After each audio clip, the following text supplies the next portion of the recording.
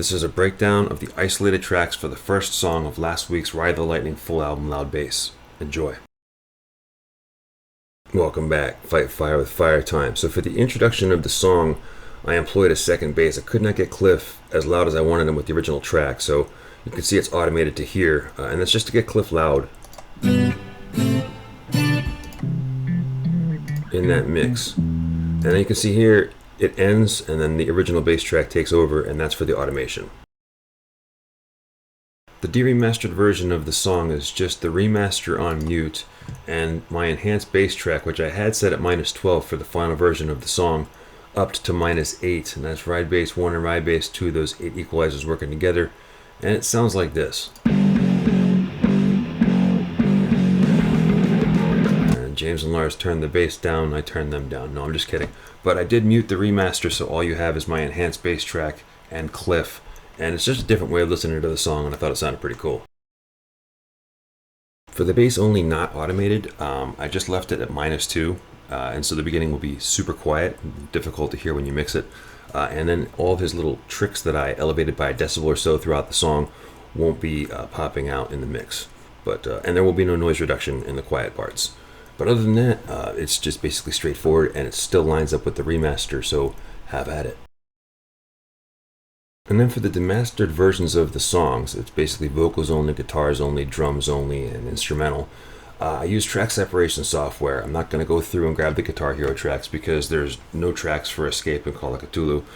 So I just use the track separation software, which is pretty good. You can still hear where the vocals used to be in the instrumental version, and they're not perfect. But as far as taking this song and elevating the vocals or bringing them down, or making the drums louder or quieter, or putting the bass in there, you can make your own remixes. Why does this take so long? So, for those of you who've been with me since season 1, you know that I finished Kill 'Em All fairly quickly because there was only 3 tracks that needed to be split into many pieces to line up with the remaster. The other 7 songs were bass enhanced.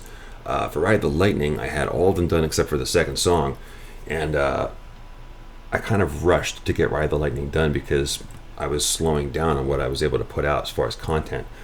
But if I give you these tracks isolated, I want to make sure that there's no noise coming off these splits. If the splits aren't clean, if they're not done right, there will be a pop every time there's a split.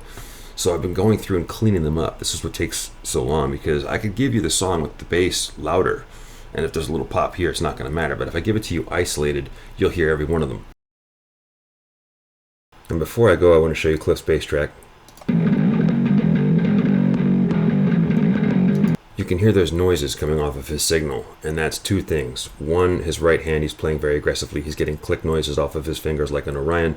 And 2, it sounds like he's clipping a little bit. I could be wrong. But this is many people's, of the 3 albums, favorite Cliff Burton bass tone. It's certainly mine. It's very distorted, and it sounds killer. But you'll see my splits are silent. I took my time and I cleaned every single one of them, so that what you get is the Cliff Burton bass track to line up with your remaster and nothing else. Alright, that's going to do it for this week. Thank you so much for watching. Please like and subscribe. This is the Metallica Re-Remastered series. Stay tuned for more. And with the bass only not automated track, I left it at -2 with the other bass track muted, and then forgot what I was going to say.